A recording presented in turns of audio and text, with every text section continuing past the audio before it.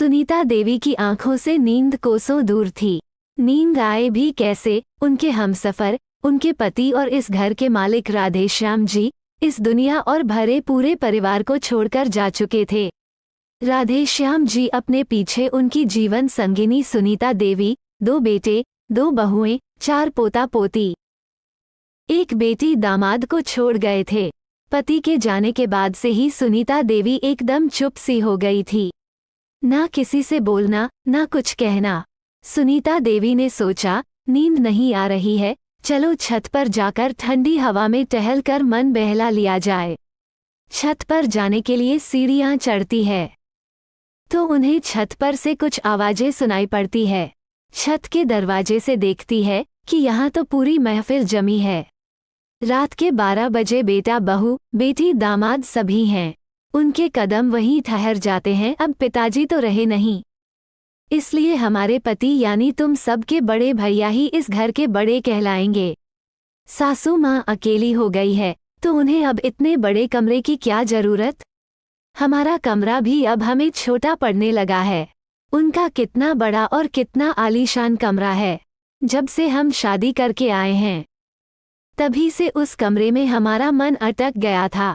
इसलिए सासू माँ और ससुर जी का कमरा अब हम ले लेंगे और सासू माँ जी को हमारा कमरा दे देंगे। बड़ी बहू नंदनी ने अपना फरमान सुनाया।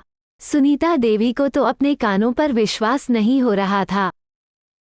जिस बहू को वो अब तक गाय समझती थी, उसने आज अपने सींग दिखा दिए।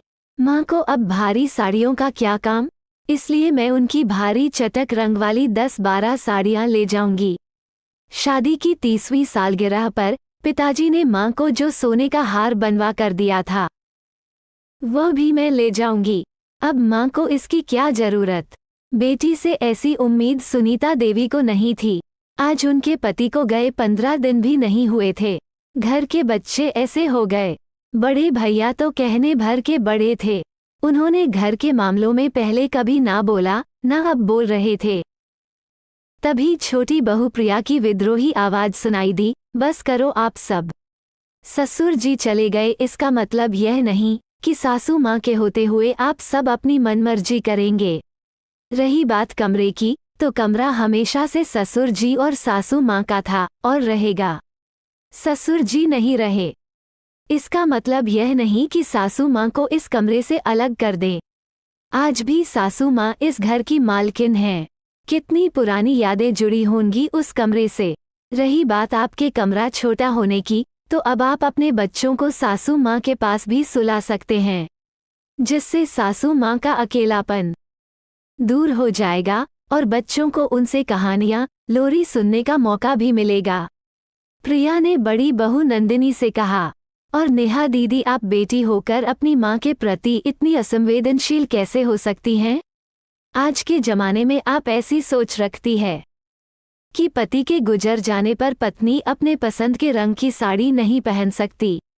ससुर जी सासू माँ को हमेशा चटक रंगों में देखना पसंद करते थे। गहने साड़ियाँ उनके हैं, जिसे चाहे दे, पहने, उनकी मर्जी।